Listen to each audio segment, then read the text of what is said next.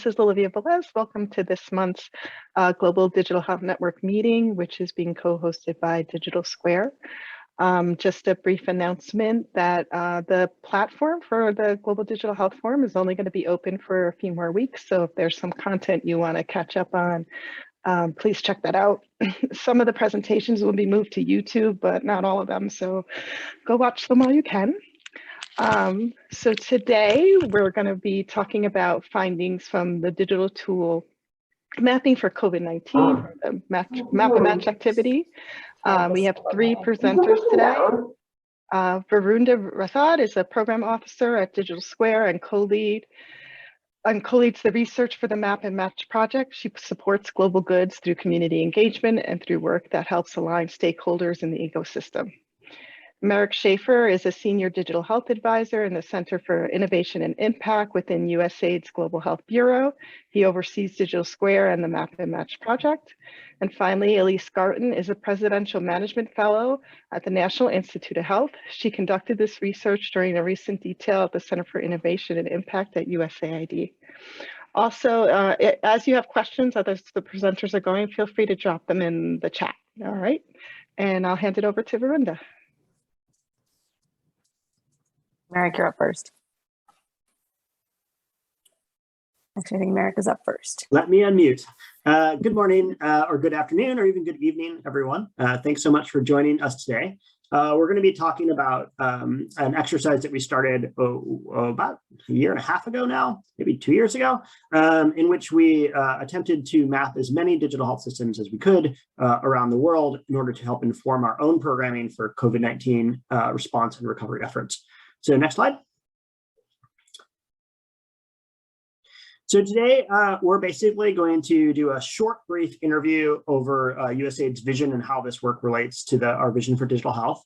We're going to follow that up with a short overview of the project so you understand the context of what we're showing data around.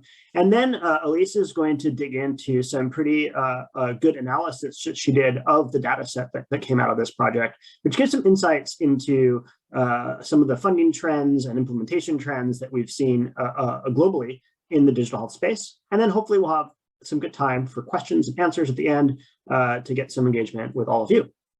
Next. So just to sort of kick this off, I know that many of you here are not USAID people. Over the last few years, USAID's put a lot of work into developing a policy ecosystem inside the agency for digital development. It's anchored in a digital strategy that was launched in 2020 that sort of lays the high-level guidelines and priorities for the agency for digital. And one of the key aspects that strategy called for was that for each programmatic area and regional bureau to develop their own specific policy document, which we're calling visions, for the use of digital. So the Global Health Bureau was the first one to do so. It went through a full consensus-driven process of developing it with people from all over our missions and our agency, and then even was open to public review. And many of you here probably contributed the comments and thoughts that were incorporated into that vision, and that sort of lays out the next few years of USAID's thinking around digital health. And that document itself ended up informing and supporting another vision for the Global Health Bureau, which is around health system strengthening, which had a section on digitization and talked about the linkages between countries digitizing their health systems and the overall efforts of health system strengthening to drive forward priorities such as equity or resource optimization and things like that. But I'm going to zoom in for just a second on the digital health vision to help contextualize why we actually wanted to pursue this research agenda. Next slide. So you can find the vision here if you haven't seen it. Many of you probably have. So feel free to click this link and grab a copy of the document and review it if you really want to see what we're focused on. Next slide. But it has four main priorities that it's anchored around. All of these priorities try to address areas of weakness that were identified in how USAID has been programming its funding over the years so that we can have a stronger impact and invest in ways that are more aligned, I think, with system-wide country impact. So the first priority is to build country digital health capacity. And one of the core needs, if you're trying to develop a broad capacity development across a country's ecosystem, is to understand what's in that ecosystem. And so this work we're presenting today is very much an attempt to both understand at the country level what sorts of investments have been made, what sorts of digital tools are being used, what are the standards, are they scaled, who's funding them, as well as thinking about how to reutilize and reinvest in those same tools as opposed to invest in new standalone siloed systems. And the second priority basically says, if you once you understand the ecosystem, you need a plan to anchor your investments in, so that your investments are harmonious with other ones within the country. So the plan that USAID advocates everyone to follow is the country's own digital health strategy. So most countries at this point have a digital health strategy. Sometimes those strategies are recent and robust and really full. Sometimes they need work and partnership around strengthening. But we advocate for all of our work to be aligned within national priorities and goals as defined by the country's digital health strategies. And then our third priority is to take that a step further and say that we should be investing towards a national architecture for a country. And some countries have really strong architectures and have laid out where an entire roadmap for the next decade of how they see the investments piecing together. Some countries are just beginning that journey. And so depending on the capacities within the country, we're hoping that our investments can either go to foundational investments or fit into a larger, bigger picture. And then the fourth priority of the vision is an attempt for us to reuse investments that we've made elsewhere. So to prioritize the use of global goods where they are appropriate. So to make sure we understand what tools have already been built and invested, whether it's within the countries we're working in or other countries that have similar needs, and to reuse and strengthen those tools rather than keep on developing new one-off solutions as we go forward. So with that, next slide.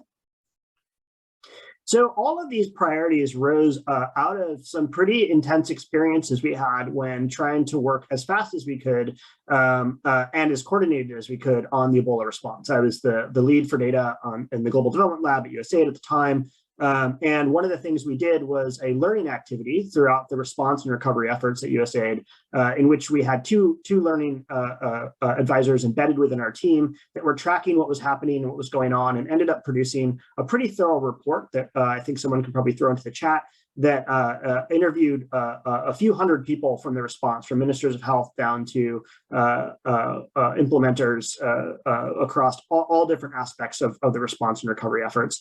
And we learned a few big lessons. And one of them was, if it was possible to adapt an existing digital tool rather than deploying a new one, that really was helpful. It led to faster deployment of that solution because it was already deployed. It saved us money because we didn't need to do things like purchase tablets or devices because they'd already been purchased. It reduced duplicate investments because we were strengthening ones that were already there, which in turn led to sustainability. Most of the investments where we strengthen existing tools, whether it's DHS2 or Rapid Pro or other things that existed in country, are still there and are being used in COVID, whereas most of the standalone investments that were made as one-off tools for the response or recovery efforts ceased to exist when the Ebola-specific money ceased to exist. It also had two other benefits. One was that we really tried to anchor those tools that we were investing in within ministries of health and government. So it helped increase the leadership of the space for digital in the three countries that we were working in around digital health.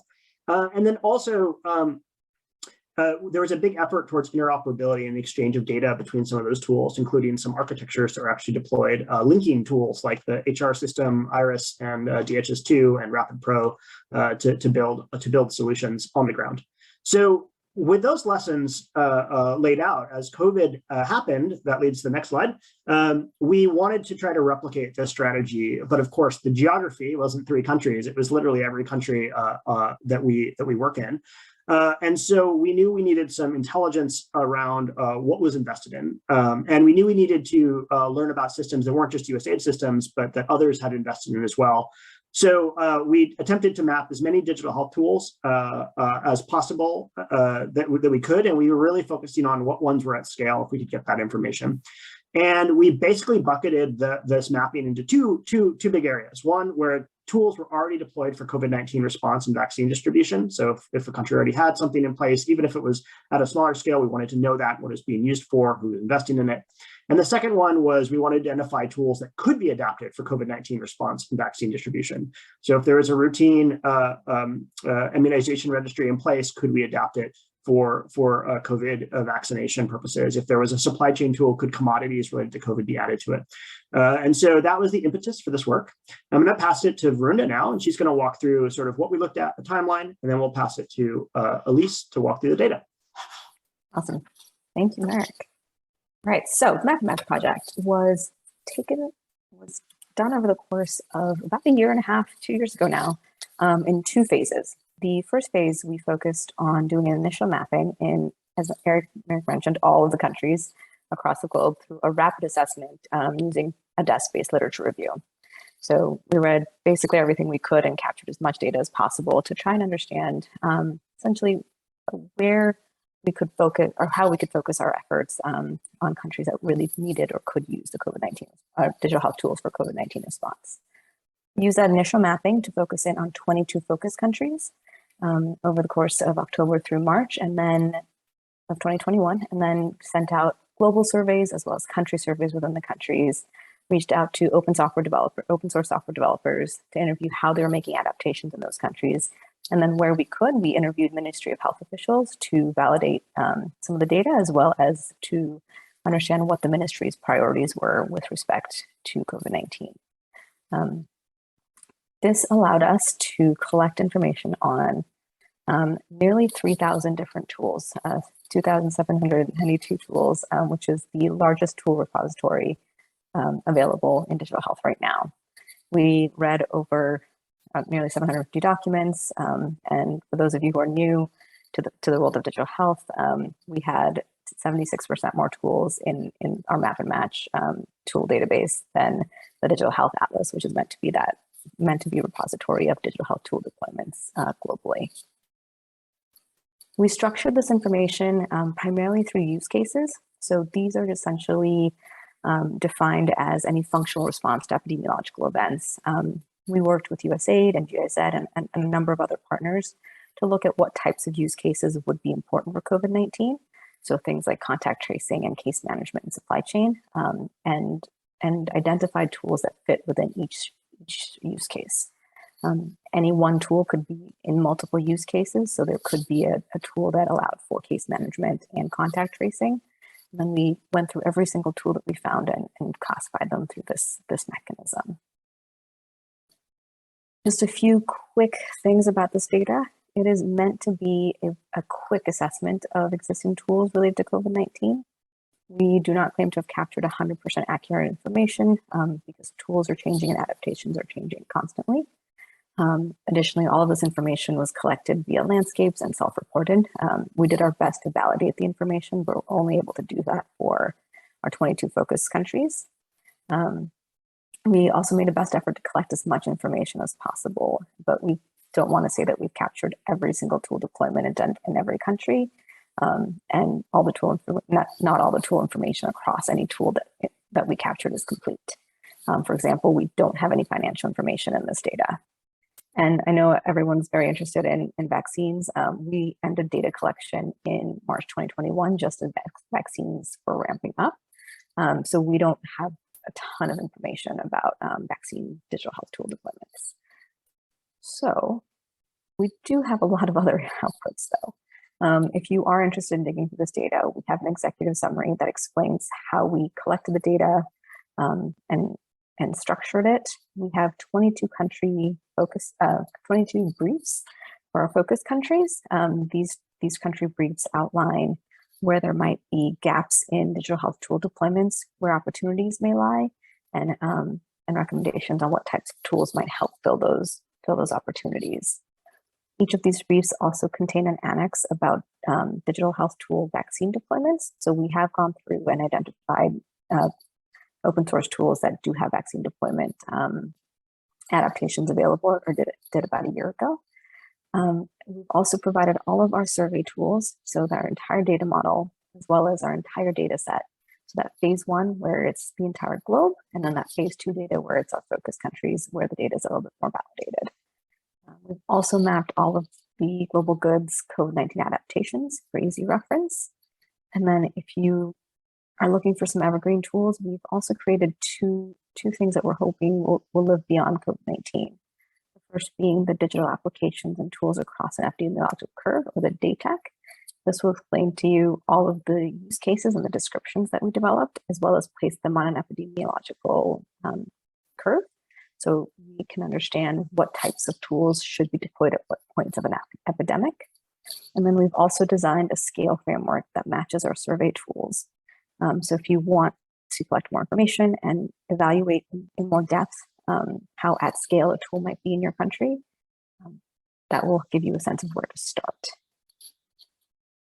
And last things, I just want to say that we did not do this work alone. This was the work of many, many partners, as you can see here on the slide, and a great effort that pulled together a vast amount of resources and knowledge from everyone here. So just a quick thank you to all of our partners. With that, I'm going to pass it over to Elise.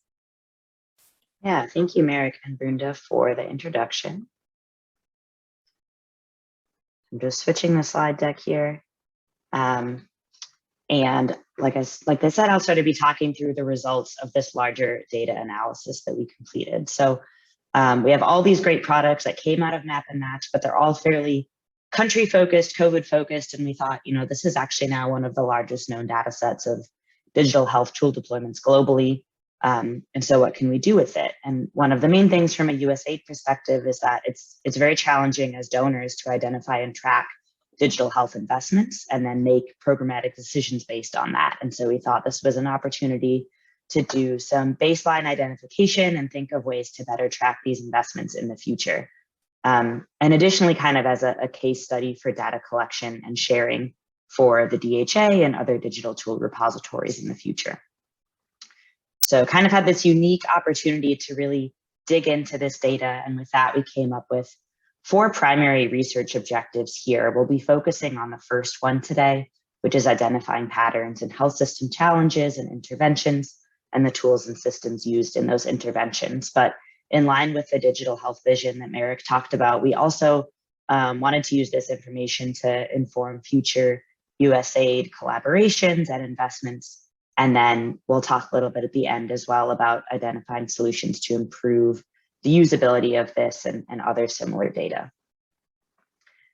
So with that, I'm just going to sort of jump straight into the results. We addressed about 24 different research questions. I'm not going to go through each of those today, so we'll just sort of poke around in some of the highlights and happy to share more information afterwards as people need it. So the first thing to look at is how are these tool deployments actually distributed across countries? So the map that we're looking at here, you can see the countries in lighter green have fewer tool deployments.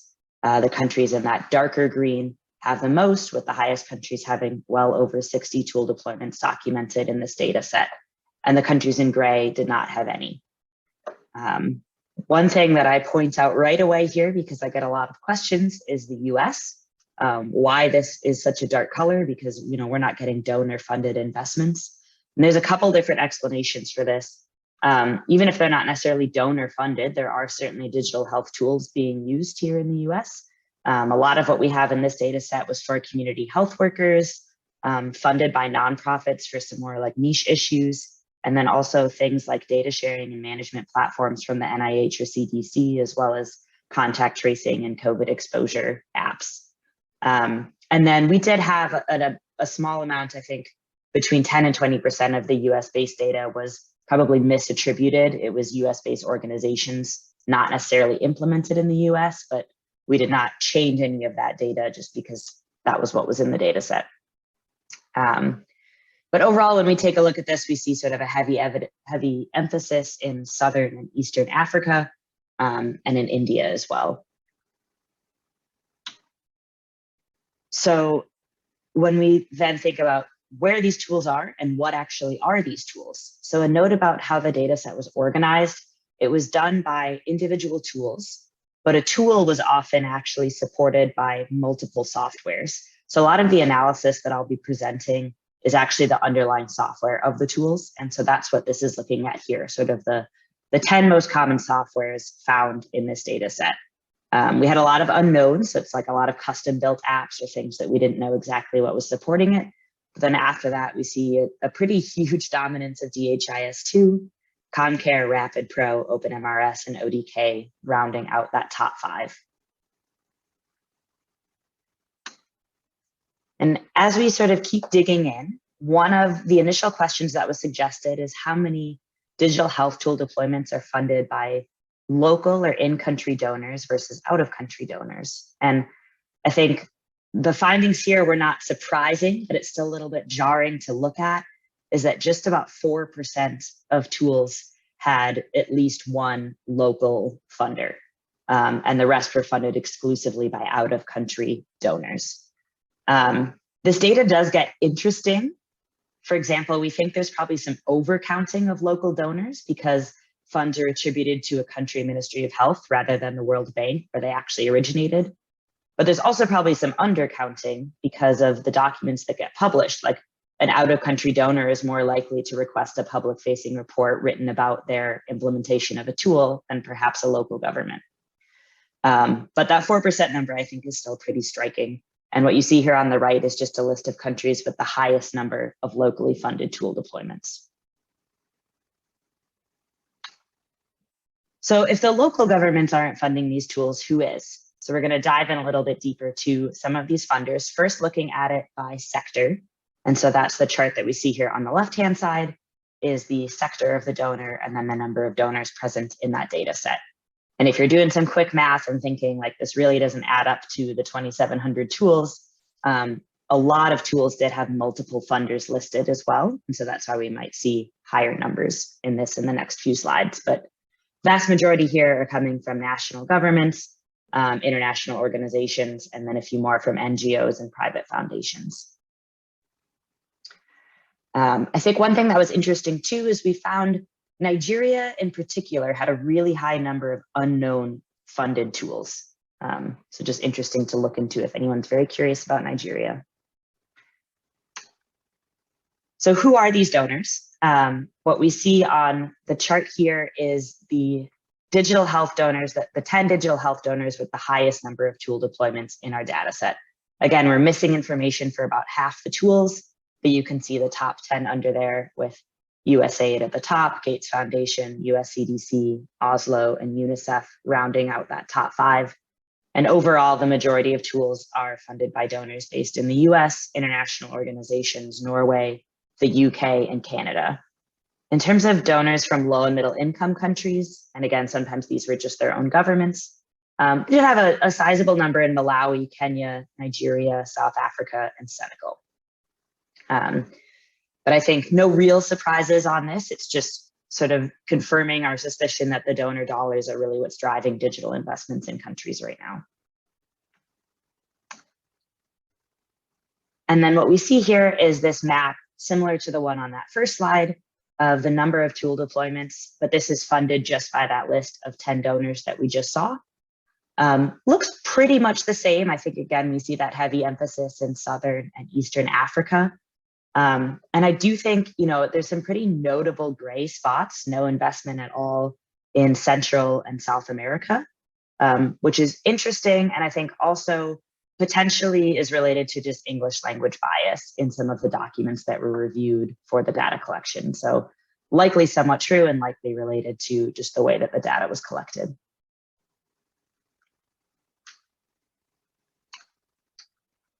All right, moving into just sort of another way to slice and dice this data, we looked at how those tool deployments, and this is just with those top 10 donors again for a slightly smaller set, how they're distributed across digital health use cases. And again, most tools were listed with multiple use cases, and so that's why these numbers look quite high. But you can see on the right-hand side here, the different use cases along the bottom, and then the number of tool deployments along the y-axis. So the majority of our tools were in support of case management, routine or event-based surveillance, and coordination and operations. And then we see it pretty quickly tail off to the bottom there, where those lowest couple use cases are data analytics, One Health, and interoperability. I think this lines up pretty well with a similar data for the full list of funders as well. And so this next slide I know is pretty tricky to read on a slide deck, but I think it's really interesting, so I still like to show it. What we're looking at here are the tools deployed in support of various use cases by funder. So across the bottom are each of those top 10 funders. And then the y-axis is the number of tool deployments. And each colored bar here is the number of deployments that lines up to a particular use case. And so basically what we're looking for here is sort of the pattern of bars within each donor. And so if you see that the pattern is unusual, you can get a sense that that donor is sort of pulling more or less of their weight in a particular use case. So an example here would be USAID, sort of compared to a lot of the other donors, has a pretty high sort of light pink salmon colored bar in the middle there, which is around risk communication and community engagement. They're also funding quite a lot in lab systems and supply chain compared to the rest of the group. The Gates Foundation looks to be funding sort of exceptionally high in vaccine delivery and a few other areas. So this is definitely something that is interesting to dig into when you're looking at the funding and the use case data.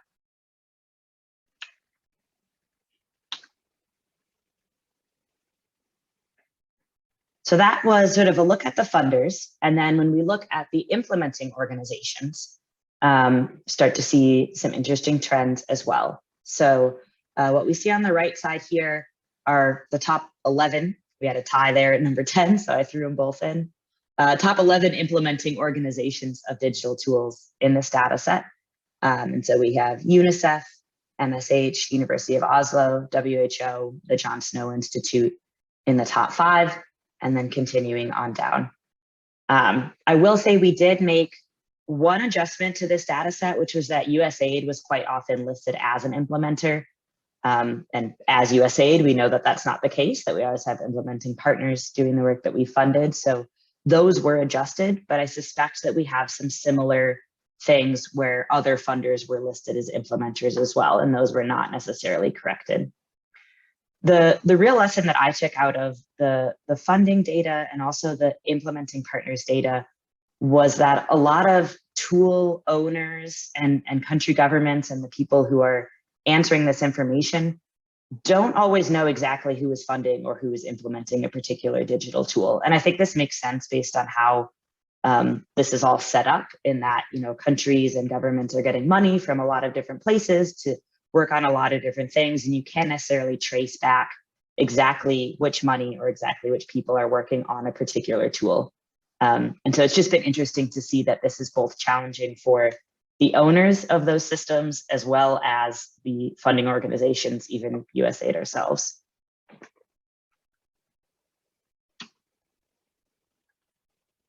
Taking a look at yet another dimension, we tried to see how these digital tool deployments were distributed by licensing type. And so licensing type was sort of applied to a tool, although, as I mentioned, a tool might consist of multiple softwares. So it's listed as open source. That means that all the softwares in the tool were open source. We had about 40% that we were sure are open source, about 20% that we were sure were proprietary, and the rest were unknown. I think it's a lot of sort of custom or smaller apps where we're just not sure.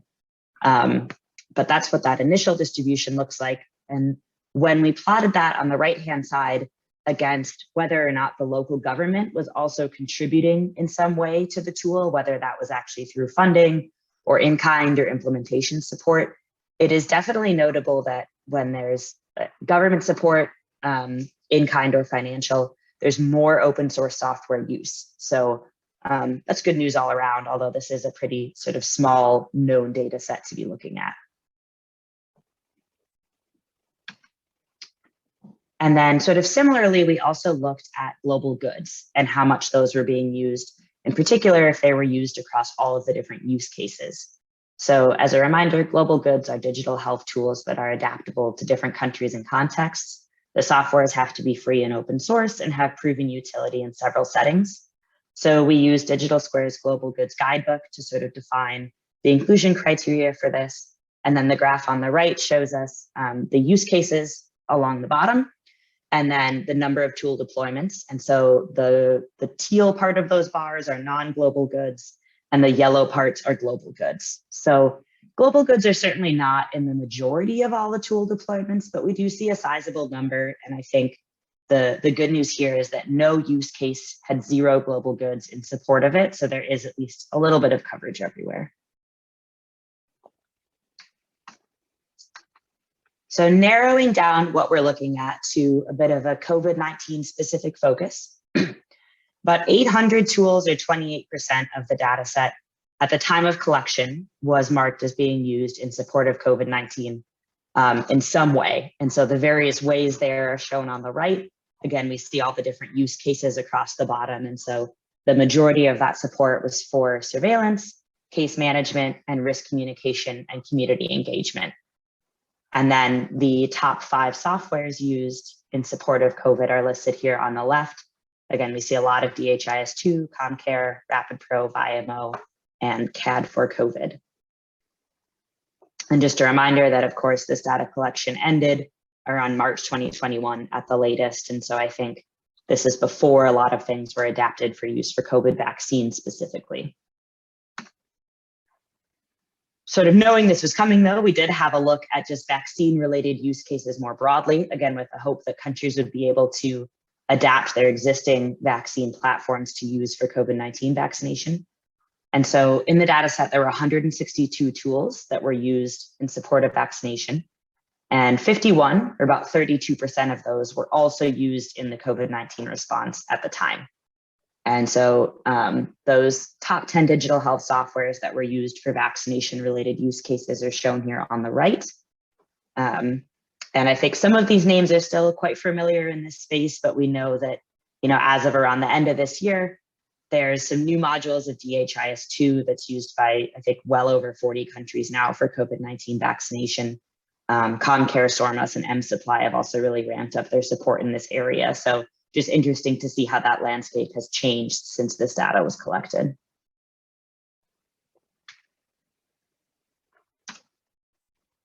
Okay, so we've been focused on very broad, the entire data set, or maybe those top 10 funders. I'm going to narrow us in now to a little bit more of a focused effort that's sort of by necessity. So one of the things that we really wanted to be able to do with this data set was identify the degree of duplication and fragmentation among digital health tool deployments globally. And so digital health fragmentation is basically used as a catch-all term to define a lot of the problems that we encounter when we don't use an enterprise planning approach. And so we tried to sort of measure this using the map and match database with a combination of use case tools and softwares and identify where we thought there might be fragmentation and duplication happening. This got really difficult because, as I've mentioned, most of the tool deployments were listed with multiple softwares and or multiple use cases. So it starts to become pretty hard to identify duplication. And I think in addition, there's some duplication that's expected. So we have deployments at a national or a subnational scale. And there's also certain use cases. I know RCCE has been pointed out as one where like multiple tools in support of this is not necessarily a bad thing. And so despite sort of a lot of effort, kind of decided that at a global level, the map and match data set couldn't assess this very well. But if you put in some effort and look at an individual donor or individual country as a deep dive, there's some interesting findings. And so what we'll look at here on this slide, bear with me on this, is just the USAID funded digital tool deployments in Tanzania. And we chose Tanzania because that had actually the highest number of USAID supported tools. And so what we can see on this graph across the bottom are the different use cases.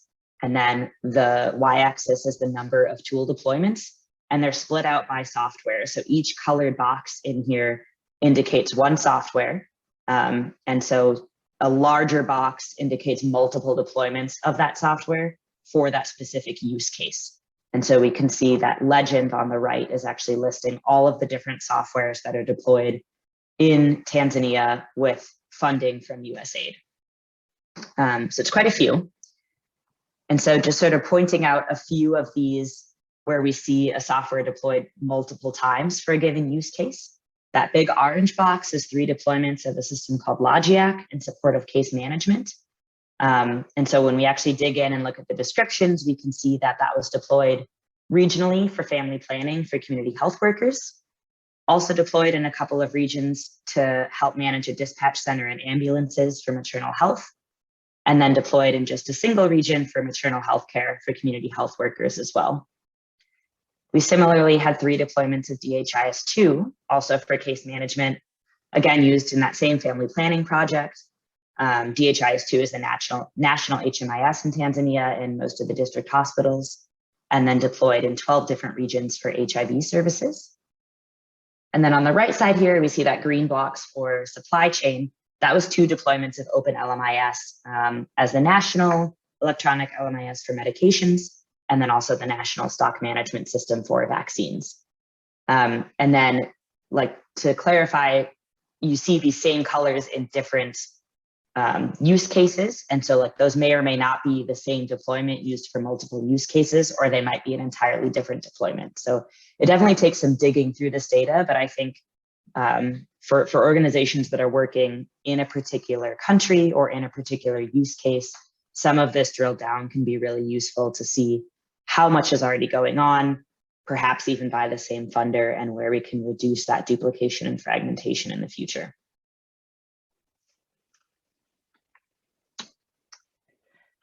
So we're going to move into some of the less sort of quantitative information.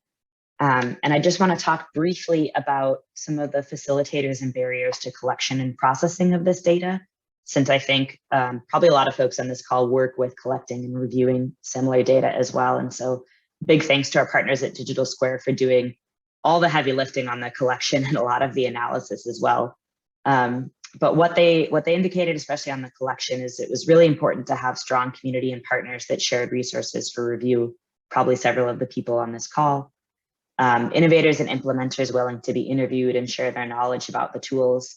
And then the use of standardized lists that already existed for things like digital health interventions, digital health challenges, and health systems challenges, and the creation of a standardized list for those use cases.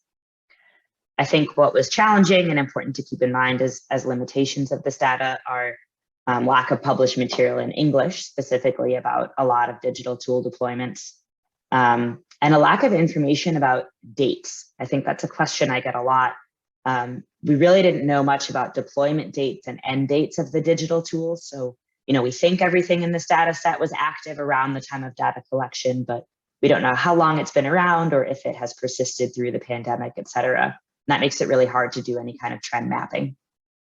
It was also surprisingly difficult to identify what actually is a digital tool.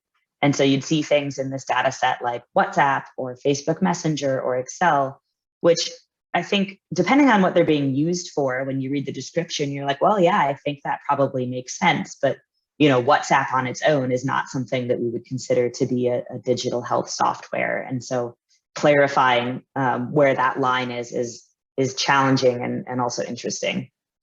I think just normal large data collection challenges, survey fatigue, difficulty accessing sources, especially in the middle of a pandemic, inconsistency in validation, and so on. But it was definitely a huge effort and has created this massive data set. And one of the things that we are doing with that then to actually make this accessible to everyone and encourage some further research is adding all of the map and match data to the Digital Health Atlas. As Runda suggested, about 3/4 of the projects we identified were not in the DHA at the time. And so we've been working with the team there to get that uploaded. And this will actually quadruple the size of the DHA.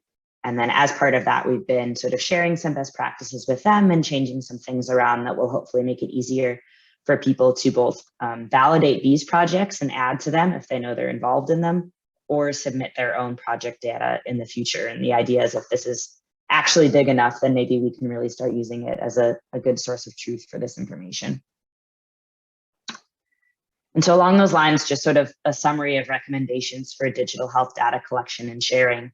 That definition of inclusion criteria is really important, along with standardized definitions for basic data elements. Even some of those things I mentioned earlier, where like, how do we know for sure who the donor is or who the implementer is? How far back do we trace that funding, et cetera? I think it's most effective when we can collect data at the point of implementation, and especially with that deployment date stamp rather than retrospectively. And this is really like a whole ecosystem adjustment to outline expectations across funders, implementers, and tool owners for how this information is going to be collected, shared, and maintained as part of their country's digital architecture. And then, as I mentioned, country governments, funders, and tool developers should align to promote the Digital Health Atlas as the primary source of information around this, and really have one source of consistently updated truth. So to wrap things up, just sort of some broad key messages from this whole project. I think the map and match data set is obviously imperfect just based on the challenges in collecting this data, but it's still a really valuable resource to identify some general trends, confirm a lot of suspicions that we already have, and set the stage for future research. And I think one thing we found is that there's some clear market dominators in most stratifications of the data, whether that's by donor, software, or tool. But a lot of the softwares are global goods that align well with USAID's digital health vision and sort of best practices in the field. So that's great news.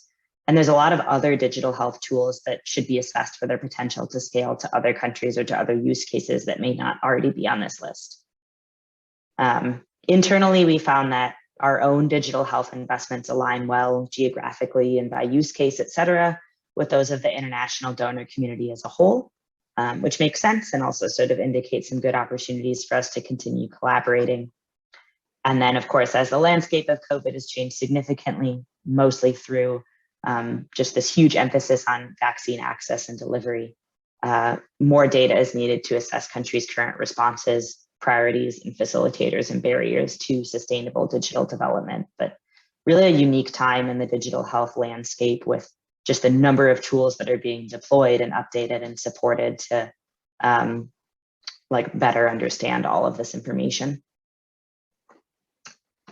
So a big thank you to at least everyone whose names are on this slide, and I'm sure a lot more. Had a lot of people provide input on research objectives, questions, data definitions, and dissemination. And with that, I think we will open it up for questions. I see a pretty terrifying number bubble in the chat. So I'm going to click on that and we will start with the questions from there and then open it up after that.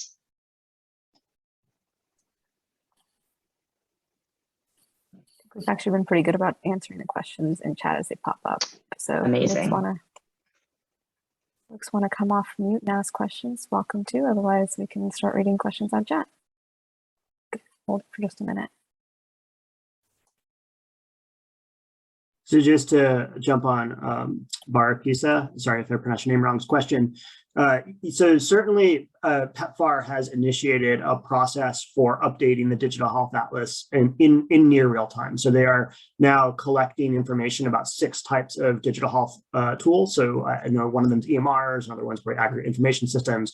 So going forward, I believe they're going to expand that pilot from the few countries that are trialing into all PEPFAR programs. So they will be the first probably donor that will have its digital health investments be added to the Digital Health Atlas in real time. And we are exploring doing this across all of USAID's program areas for the future. So that might be something that we are exploring and going to move forward as a priority in terms of helping us understand the space and trying to get that information into the Digital Health Atlas. And we definitely are working directly with WHO on this. This is something where our teams have met many times over the last few months with the DHA team at WHO, and we'll probably continue to do so over the course of the next few years. Great question.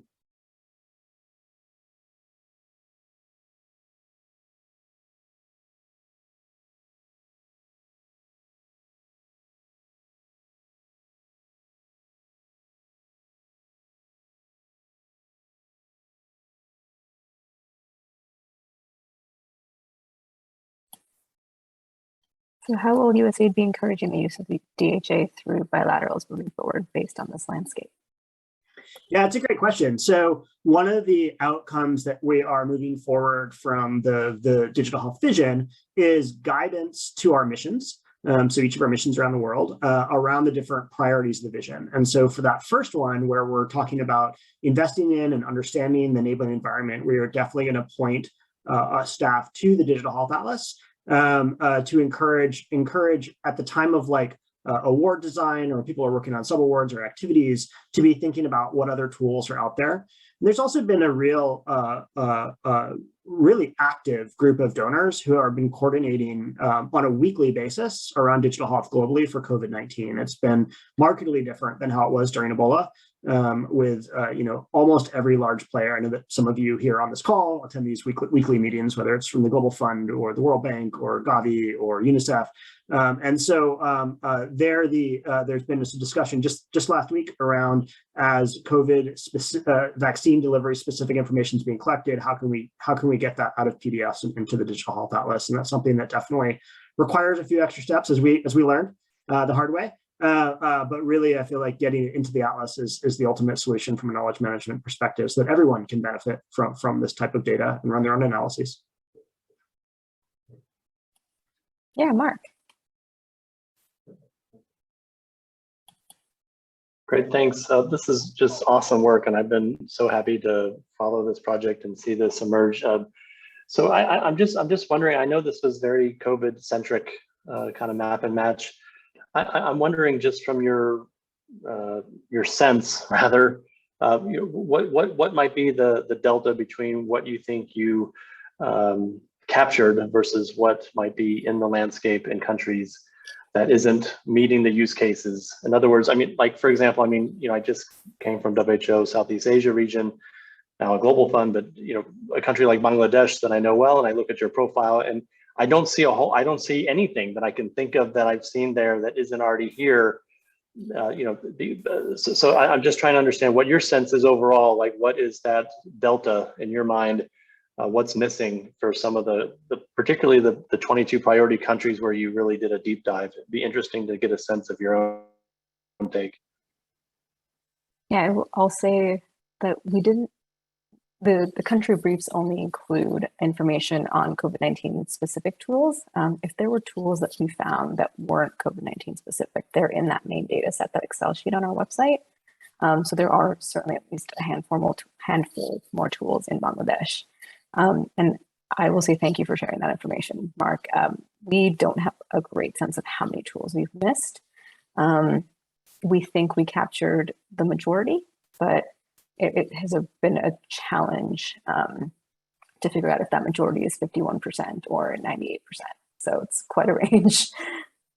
Yeah, and certainly for the countries that had better systematic mappings of tools, we have more thorough data sets, which then sort of have this weird confirmation bias where we know, if it's like in Tanzania, where the Gates Foundation had funded a really thorough, a systematic review a few years ago of systems, like, we were pretty sure that data set's pretty good. But for the countries where that kind of work hadn't been done, it's just a much more of a question mark of, we don't really know what we don't know. It's a hard question to ask and get answered. We do know that one of the challenges we had was understanding scale and like the importance of systems. So sometimes when we engage with ministries afterwards during the validation process, people would get back to us and are like, you missed the supply chain system for the country. You got like 6 other things we never heard of, but you missed the one that we all really care about and know about.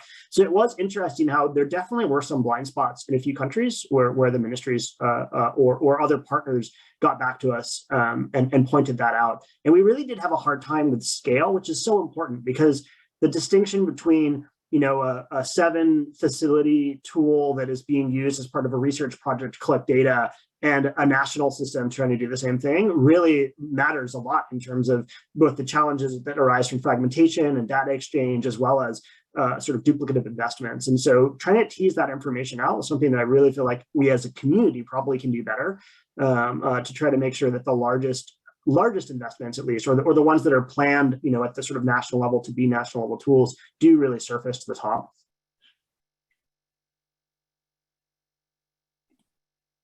Just to confirm that the scale piece was challenging. We developed that framework initially hoping that we could very accurate, or at least accurately convey a true at scale number. And we struggled to even find things that said a tool was deployed at scale, at a national scale, or just in a handful of facilities. So that certainly was very, very challenging.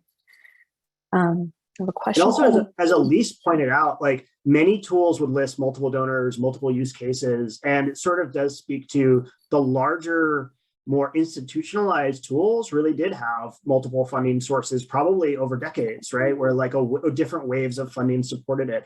And so I think like the problem also in terms of understanding, well, who's investing in what, goes in a different direction as the tools get institutionalized, where there's lots of contributors as opposed to like, a single donor funding a single tool, which probably speaks well to coordination, though that's certainly an area we as a community always point to as like something we need to improve in. Laura in chat has asked, do you have recommendations, or are you thinking about developing recommendations on how to best carry out landscape analysis like this one so that the data can be more complete? Absolutely. Yeah, go for it, Brenda. You first. We should. It certainly was a challenge. One of the things we kind of ran across was this idea of survey fatigue. People have answered many surveys, and people were very tired of answering yet another one. We'd love to be able to.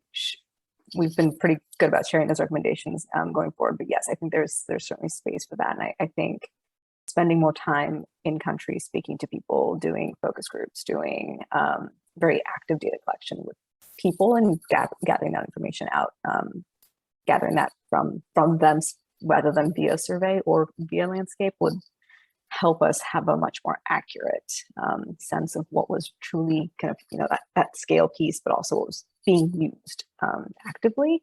We weren't able to capture what tools were being used. We were able to capture what tools existed. That distinction kind of makes sense, right? We couldn't say this is the best tool. We could just say these all exist. And one that I think is significant as well is trying to get the information captured closer to the time of the implementation, because a lot of these data elements were collected based on systematic reviews that have been done or compilations, and so we were pretty many steps removed from the people actually working on the project. And if you look at the DHA's model, which was the primary data model our research collection was based off of, there's a lot of very specific information that we were hoping to capture that isn't necessarily easy to capture far removed. So if we could actually outline all of the different digital health interventions that a solution looked at, we'd get a much clearer picture of things like fragmentation, things like duplication. And I'll speak to the duplication question really fast too, which is, when an individual program is trying to use a digital tool to improve its own outcomes, the fastest, easiest way to do that is by investing in a tool that is specifically tailored to meet the needs of that program. And I think that's what drives the fragmentation and the duplication. So it's, each program gets the best results if they go quick and narrow and stay focused on their own targets and goals.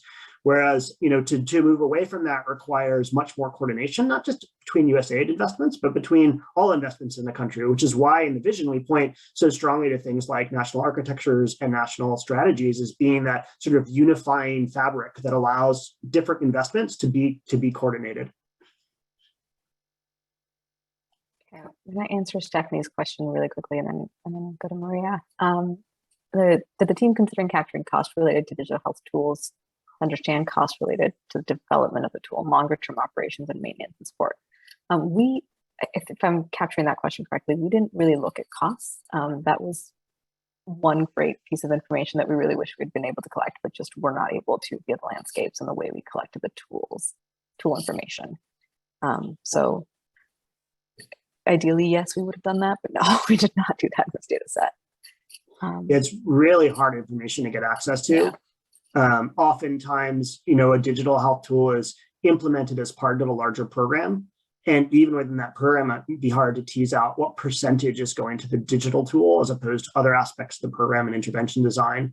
And that gets even more difficult when it comes down to, all right, there's some workforce costs associated with change management, and there's, a lot of activity costs, and are those digital or not digital? And so I think it would require the community to do a better job of isolating the costs and like coming up with common cost models what they think these tools actually do cost, which I think we are in many ways doing as digitization becomes more normative. But I would love to have more data on that. Oh my gosh. All right, Maria, I think you have the last question. Hi. So Merrick, as you know, I got the privilege to work with this data very, very much and a lot of different phases of it. And one thing that popped up a lot that I was thinking about just the other day was the use of telehealth as sort of a use case and just as an idea, which wasn't really reflected in our use cases in our original map and match findings. And it's not really reflected on use cases now. And I think part of that is because it is, even in the digital health landscape, somewhat of a newer implementation, especially for last mile health. But we see so many implementations, and it's very useful for that too, especially with COVID-19. So how do we use this data to, I guess, push those uses forward? And especially in a country-specific digital health strategies, there's always a mention of telehealth, wanting to expand that. So yeah, so how do we use this information to kind of focus that initiative throughout funders, implementers, everything else? I love that question. I don't feel like I have like a great answer to it. I think that, you know, and I'm sure Elise could speak to this, the more you dig into it, the more you see the gaps, the blind spots, the complexities arise. Like the data certainly probably raises more questions than it answers, but smarter, more detailed questions. I do think that things like, you know, on the vaccine delivery side, it's clear like we probably should have anticipated, though the vaccine hadn't been developed when this work started. So there wasn't necessarily going to be a COVID vaccine. I think everyone was hoping there would be, but you know, like, should we have better articulated some of the use? We've developed a new framework now for COVID vaccine delivery internally inside USAID that we're using, and we're going to be publishing that with DICE soon. We haven't done data collection around that, but I think like things like telehealth, that was a pretty obvious one. Like should we have included that in our model? A lot of what we were thinking about was from the digital health intervention perspective, the data manager and the frontline worker systems, not so much the direct client system. So I do think that there were some gaps, and that's a good insight that we didn't capture those. And just one other really quick comment that I wanted to say, that some telehealth systems too, that I think are some of the most fascinating, are the ones that aren't necessarily you need a stable internet connection to video call with the provider. You can send a text message and a provider directly answers you, right? So it takes some sort of finagling to get around classical definitions, but I think it'll be really interesting to see how that work is carried forward in that specific realm of digital health. So thank you for that. Yeah, we probably should start doing a review now of what innovations have arisen during COVID-19 as countries at different maturity levels have implemented different types of telehealth solutions to overcome the challenges that, you know, COVID-19 and social distancing have driven. Because I suspect it's probably been a really rich space of sort of experimentation and learning. And so I bet you there's a lot we as a global community could capture from that. Definitely. Thanks. And I'll chime in too, and Maria, I'm sure you know this, but for others, most of these tools did actually come with like a 3 to 7 sentence description of them, which was obviously not really calculated into the quantitative analysis at all. But I think for some of these like either cross-cutting areas or areas that were missed, like there's some basic text searching that could be done to start to build an idea. I know like SMS was in the top 10 list of softwares that were even used. So taking a look at some of those and identifying where telemedicine or telehealth is mentioned in the descriptions, and then cross-referencing that with softwares might be a good place to start.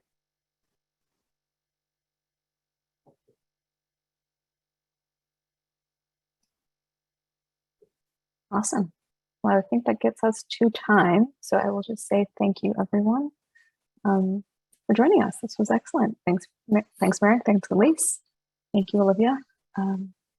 We really appreciated all of you asking questions and engaging. Thank you to all the speakers today, and we'll send out the resources and the recording through the mailing list once we have everything ready. Thanks for joining, and we'll see you next month.